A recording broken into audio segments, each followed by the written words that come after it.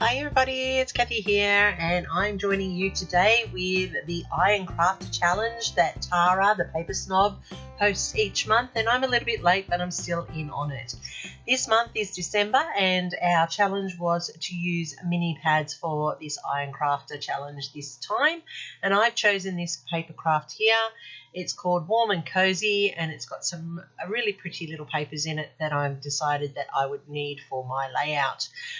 I am going to scrap this old photo. It is of myself in a Book Week costume where I came as Medusa in 2014. So it is quite a bit old. It's been sitting there for a while and I just thought this was a perfect opportunity.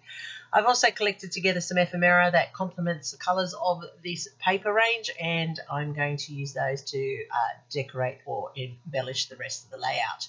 So now that I've got my papers chosen, I'm going to use a black cardstock, which I will use to mount my photo and also create my frame around my layout. What do you think? Do I need to show you how to do a frame each layout, or should I just come in with the base ready to rock and roll? Let me know in the comments down below. Your opinion is valued and I just want to give you what you want to see. So today I'm just prepping all my papers and I have two of the wood grain. They're a light white, white, oh my goodness, wood grain that I need. One will be kept whole and the other I'm going to use in the quarters. Now also I'm just trimming down 4 strips of 1/4 inch black cardstock because I'll show you how I'm going to use that as a highlight across the layout. Now that I've done that, I can start building my base, and I need to use 4 of the 6x6s and then I will go from there. I've folded this in half and folded in half again because I need that to create my center reference point for my middle 6x6 paper, which I'm just going to line it up here, and if you line it exactly on the folds, you will have it perfectly in the center. From there, I'm just going to edge in the other colours so that they block out the 4 segments of the layout. And I've chosen the colours because they complement my photo, and I just thought that they were a pretty combination together. As I said, this is a layout of myself dressed as Medusa in Book Week. I like to dress up for Book Week for the kids. It's a lot of fun. It's actually one of my favourite days of the school year is Book Week, and everybody knows that. This year I came as Medusa, and I actually was leading the assembly and had a real snake given to hold as well. One of the teachers, their sons had a python at home, so I was holding a real snake at the assembly as well. So that was quite a treat for that day. Very special. Parents used to come at my previous school to just see what I would dress up in each year because I absolutely love Book Week and getting dressed up as favourite characters. So now I've trimmed this down and I now have my base in place. I just need to add in those extra pieces of wood grain which you saw me cut into the quarters. So I've got the triangles that will fit into those spaces just on the edge. But what I'm doing now is just putting in some extra tape to seal down the 4 corners. Don't want those sticking up throughout. So this is how easy it is to create this diamond effect or triangular effect layout, but a perfect way of using the 6x6 pads. So what do you think when you use a 6x6 pad? Do you need to use all the paper, or can you just use it up in pieces? Leave me a comment down below and let me know what you think. This is always the tricky part, building the base, making sure that you get everything stuck down so that you don't have those sticking up parts throughout your layout. But once that's done, the main part of the layout is ready to start working with. I like 6x6 papers, obviously. I have so many of them, but I forget to just pull them out and use them, which is a shame because they are pretty patterns. Obviously, I bought them wanting to use them. I just sometimes only ever use them for mini projects like pocket letters or cards, but they are perfect for those projects as well. But this is a way of using them on a 12x12. So I'm just trimming down each of those bits, and now I'm going to use those black strips you saw me cut at the beginning. And what I'm using those for is I'm going to use those as borders between the papers, so that gives another striking contrast to the colours that are already existing on this layout. Just trimming down the corners there so that they fit flat against the border, or the framing that I'm going to use on this layout. And because it is the black cardstock, it just blends beautifully with that frame, and it looks like it's all part of it together. So that's a quick and simple way of framing up your pieces. Instead of actually mounting everyone, you can just use the strips of the cardstock to do that. Now that I've done all of the prep work, and I'm sorry that took a bit of a while, tell me, do you want to see the prep work or don't want to see the prep work? Let me know in the comments down below. As I said, some people like it, some people don't. One thing I did forget was that this was a 12 by 12 Kaisercraft, which means it had a branding strip on it, and I forgot to trim that down when I cut my frame, and that's why I've now had to do that. And then that allows me to line up my cardstock and my frame, and I only ever do one side at a time when it's like this, because I just need it to line up with an even border around.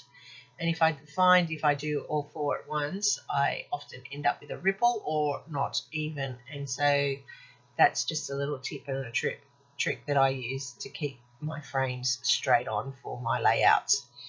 Okay, so there's the base. Now we can move on to the fun part.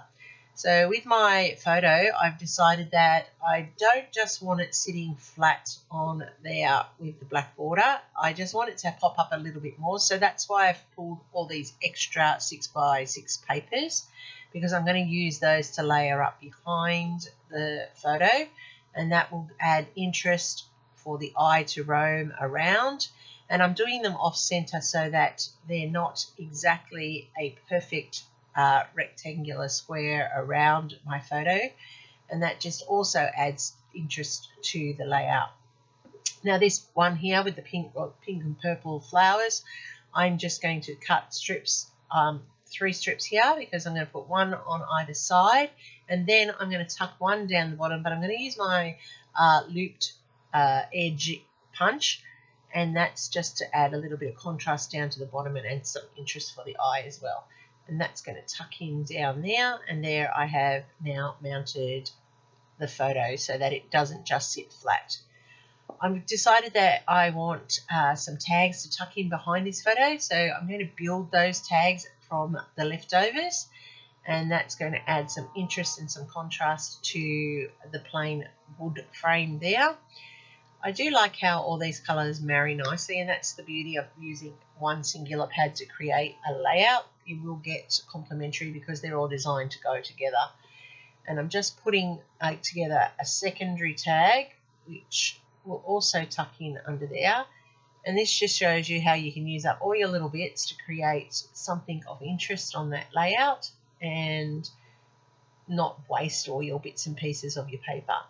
This hole punch I bought recently, and I actually am using it so much that I'm so glad I bought it. I mean, I used to just cut my tags, just flat tags, but I like the decorative edge on this one. I will still do a flat tag when I need one, but this one's got that nice scalloped edge, which is very cute.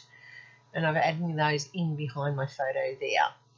So now that that's all layering up, I'm starting to add my embellishments. So that little tag there says favourite things. That was also from a 6x6 pad that I have got sitting over on the side of my desk. And I'm going to tuck that in underneath that photo at the top, just as a sort of title, and also a point to draw your eye.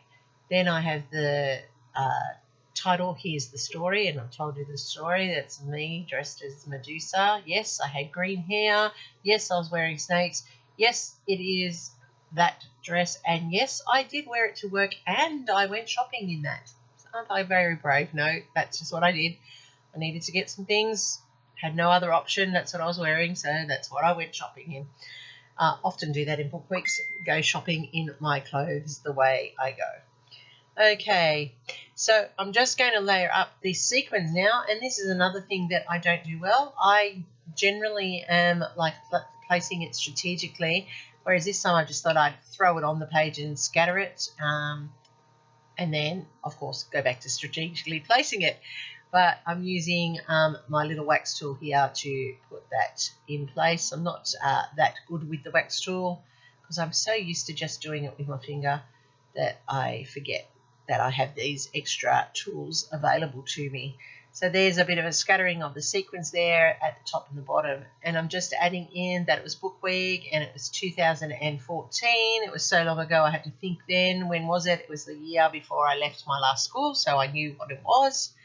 And that's basically my layout that has come together quite nicely using those 6x6 pads.